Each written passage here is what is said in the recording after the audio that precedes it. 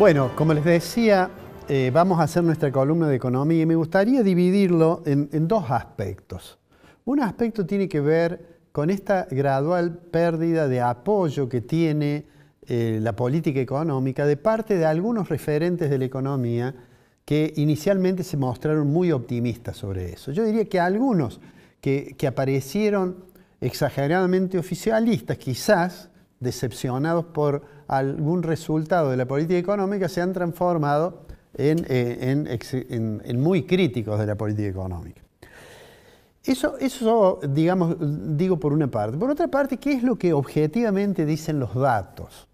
Los datos dicen de que el gobierno logró un superávit financiero durante el primer semestre, que es una muy buena, un muy buen resultado, y que la tasa de inflación se ha reducido, aunque sigue siendo un nivel muy elevado. Entonces digo, ahí también hay dos lecturas posibles, la de aquellos que confían en que este es un proceso virtuoso que inexorablemente va a terminar estabilizando la economía, ordenando y dando equilibrio macroeconómico y que luego va a venir una recuperación muy rápida.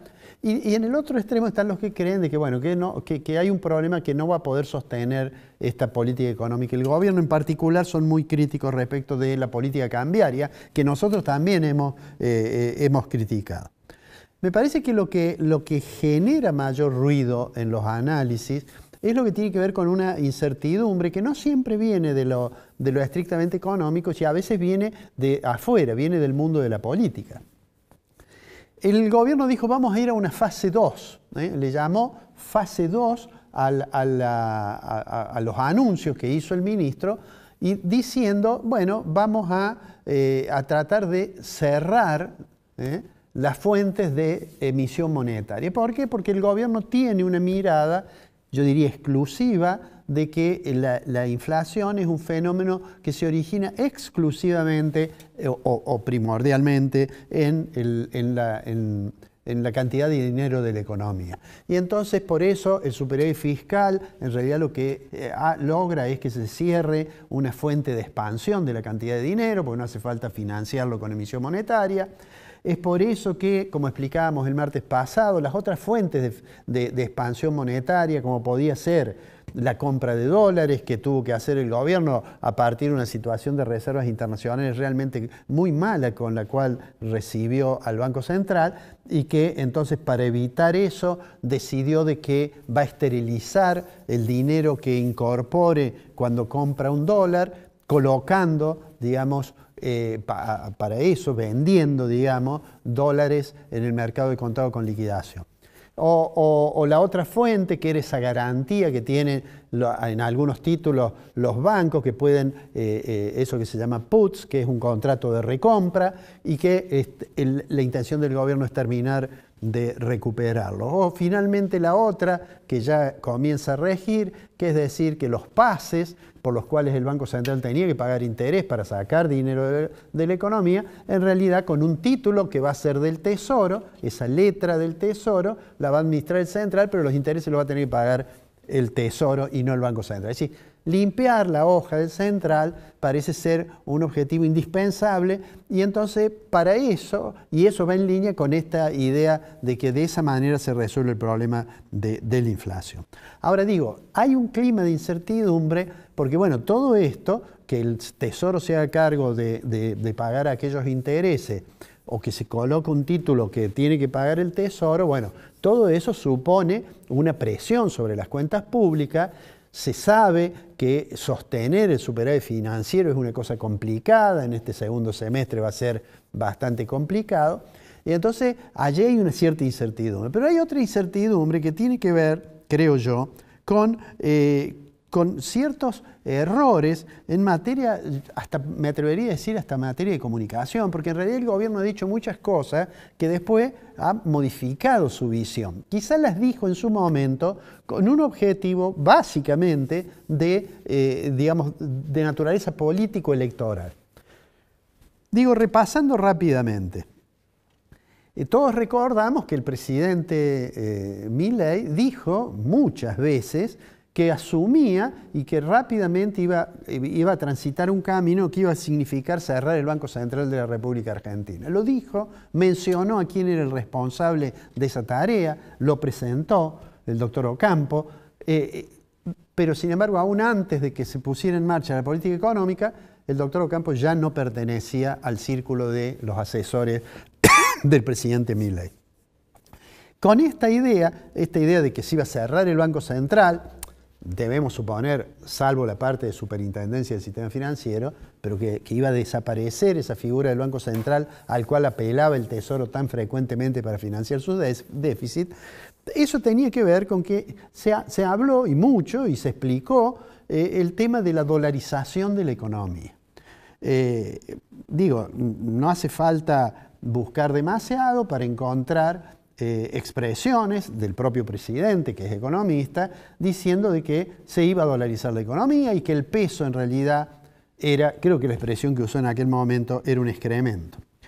De eso se pasó a otra figura, que fue la figura de competencia de monedas. Dice que no, bueno, vamos a dejar que compitan las monedas y obviamente eso va a ser un camino un poco más lento, pero va a ser un camino hacia la dolarización, porque en general quienes tienen que demandar moneda van a preferir una moneda fuerte al peso que estaba tan desacreditado. Sin embargo, no hace muchas horas, digamos, el ministro Caputo, en un tuit, puso algo que llamó la atención. Es el tuit que tenemos aquí. Fíjense ustedes, ahí está subrayado en amarillo. En una discusión que tiene en esta comunicación, en realidad lo que dice es que en competencia de moneda, la moneda fuerte será el peso. Eso es un cambio respecto de lo que se decía. Tiene un argumento allí. El argumento es que en la medida en que no va a haber peso, porque voy a restringir mucho la cantidad de dinero, al haber escasez de pesos, eso deberá seguramente aumentar el valor del peso. Además ha dicho que como los impuestos se pagan en pesos, entonces la gente va a tener que vender los dólares para pagar los pesos. Eso, digamos, no es una afirmación que uno no pueda considerar que tiene una cierta dosis de verdad, porque de hecho hay empresas que están desarmando su posición en dólares por la necesidad de afrontar otros gastos, que los tienen que pagar en pesos. Pero sí va en contra de una idea que el gobierno ha alentado mucho, de decir que en realidad vamos a un proceso en que se van a bajar los impuestos. Yo creo que el ejemplo que usó Caputo, de decir va a tener que vender los dólares para pagar los impuestos, no fue afortunado.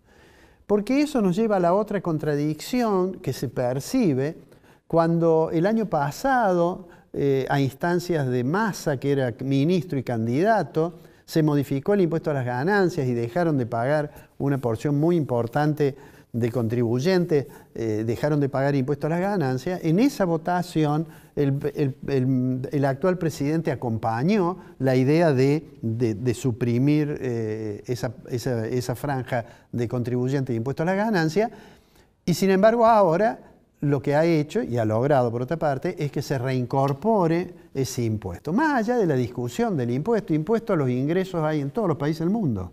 Pero digo, hay como una ida y vuelta en el sentido de aquella expresión que usó Milei de que era capaz de cortarse una mano, creo, antes de firmar un aumento de impuestos, y de hecho ha firmado varios aumentos de impuestos. Es más, en el primer proyecto de ley que envió, que finalmente no fue sancionado, por allá por enero, incluso se planteaba la idea de aumentar las retenciones, un impuesto que casi todo el mundo promete que se va a bajar y que todavía no se baja. Volviendo a lo del tipo de cambio, el discurso oficial dice que cualquier intervención del Estado es mala. ¿Por qué? Porque distorsiona la estructura de precios relativos. Y el presidente y el ministro han dicho muchas veces que el dólar es un precio más de la economía. Sin embargo, hay una gran intervención, o sea que ahí hay como una contradicción. Pero con esto no estoy diciendo que deberían liberar el tipo de cambio, no, todo lo contrario. No está mal que traten de evitar una liberación abrupta del tipo de cambio que pudiera tener el impacto inflacionario. Lo que digo que no va en línea con el discurso de decir que nunca hay que intervenir. Ya hubo una oportunidad en que liberaron algo y tuvieron que después introducir algunas correcciones, que es el caso de la medicina prepaga, de que liberaron los precios de la medicina prepaga y que después tuvieron que dar marcha atrás. Digo, estas ciertas contradicciones generan niveles de incertidumbre que creo que son los problemas que más preocupan, porque en realidad no se ve claro cuál es el horizonte hacia adelante. Nadie debería discutir el logro en reducir la tasa de inflación. Ahora, lo que pasa es que esto está en un contexto de una economía muy deprimida, una contracción muy grande. Decíamos el martes pasado que el Fondo Monetario corrigió el porcentaje de caída que va a tener la economía argentina este año, lo aumentó, digamos, y es probable que lo vuelva a aumentar más adelante porque la situación es complicada. Para terminar, tengo la impresión que todavía no estamos en ese piso en que la economía se va a empezar a recuperar. Si bien el dato del estimador mensual de la actividad económica que dio a conocer el INDEC muestra una ligera mejoría, pero si uno abre bien el dato y lo mira, ve que esa ligera mejoría es como consecuencia de que hay un sector o dos que muestran un crecimiento muy importante con relación al año pasado. Uno, el sector agropecuario, que el año pasado tuvo un muy mal año, el otro, el sector de energía y combustibles. El resto, el sector industrial, sigue estando, el sector comercial, sigue estando en una situación de recesión muy complicada y parecería que por ahora no se advierten síntomas de recuperación. Esperemos que el gobierno sea capaz de corregir, de no seguir cayendo en ese tipo de contradicciones, de decir algo en el discurso, pero después tener que aplicar otras medidas, porque eso agrega incertidumbre y la incertidumbre es el peor de los escenarios posibles para tomar decisiones. Veremos cómo sigue.